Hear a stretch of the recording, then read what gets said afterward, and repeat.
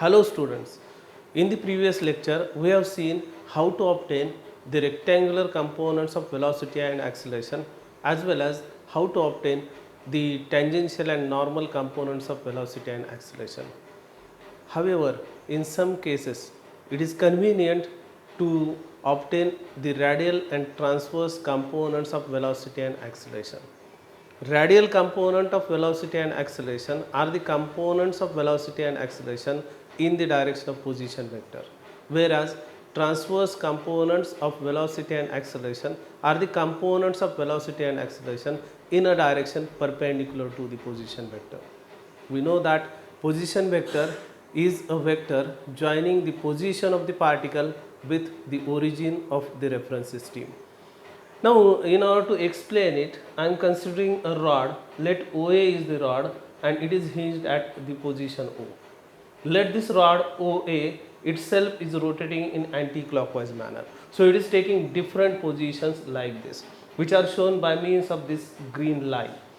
And this collar, let it be moving in outward direction. So, there are two separate motions. The rod is rotating in anti-clockwise manner, whereas the collar is moving in outward direction. So, when the rod rotates through a small angle and when it takes this position, let the collar moves to this position. Again, the rod rotates through a small more angle theta and the collar is taking this position. And this is the curve which is represented by this collar, or it is the motion of the collar. Now, that is what I am doing over here. Let it is a curve and let a certain particle like this collar is moving along this curve. Now I am considering a certain position P.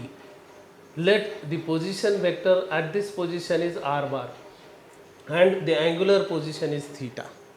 Now in order to get the radial and transverse components, I am considering a unit vector in the direction of this position vector. So let ER is the unit vector in the direction of position vector and E theta is the unit vector in a direction perpendicular to the position vector. Now this ER can be written in terms of unit vectors along the reference directions as ER is equal to, this angle is theta, let I is the unit vector along x direction, J is the unit vector along y direction, then ER can be represented as cos of theta I means this horizontal component plus sine of theta into J. And in a similar manner, E theta can be written as minus sine of theta I plus cos of theta into J. Negative because its x component will be directed towards left. So that is what E theta is. Now if I differentiate ER with respect to theta, then dER by d theta is equal to cos theta I, it will be minus sine of theta I. Sin theta, its derivative is cos theta. So minus sine of theta I plus cos of theta into J. But this term is nothing but E theta. So dER by d theta is E theta. Similarly, dE theta by d theta will be equal to minus cos of theta into I minus sine of theta into J, and this term is nothing but ER. So dE theta by d theta is equal to minus ER. Now I am getting dER by dt. So differentiation of ER with respect to time t using the chain rule, it can be written as dER by d theta into d theta by dt, and it is nothing but E theta into theta dot. Similarly, dE theta by dt, differentiating E theta with respect to time t using the chain rule, it can be written as dE theta by d theta into d theta by dt, and which is nothing but minus ER into theta dot. Now velocity vector VR can be obtained as dr by dt. So it is d by dt of r into ER. R is the position vector, ER is the unit vector along the position vector, and that is why r bar can be written as r into ER.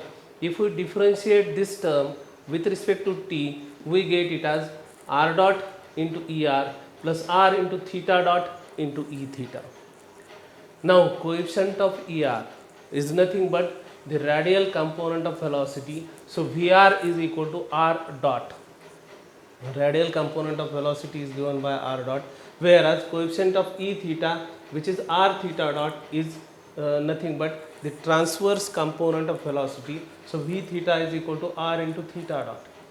Now acceleration of the particle a can be obtained by differentiating velocity. So dv by dt is nothing but a. So d by dt of v is, we know the expression for v, it is r dot into er plus r into theta dot into e theta. If we differentiate it, we can get the differentiation like this: d by dt of r dot into er, it is a product. So using product rule, first function, that is r dot, into derivative of second, plus second function, that is er, into derivative of first, that is r dot, plus, now it is again a product, but there are three terms. So I am getting the differentiation by using the product rule again. First two terms into derivative of third, plus first and third into derivative of second, plus second and third into derivative of first.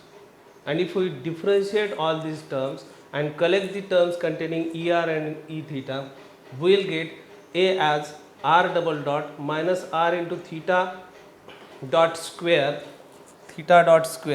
into er plus 2 times r dot theta dot plus r into theta double dot into e theta. Coefficient of er in this expression is nothing but the radial component of acceleration, which is given as r double dot minus r into theta dot square, and the transverse component a theta is equal to 2 times r dot theta dot plus r into theta double dot.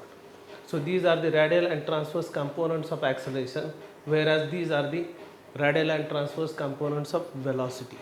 So this is how we can get the radial and transverse components of velocity and acceleration. Thanks.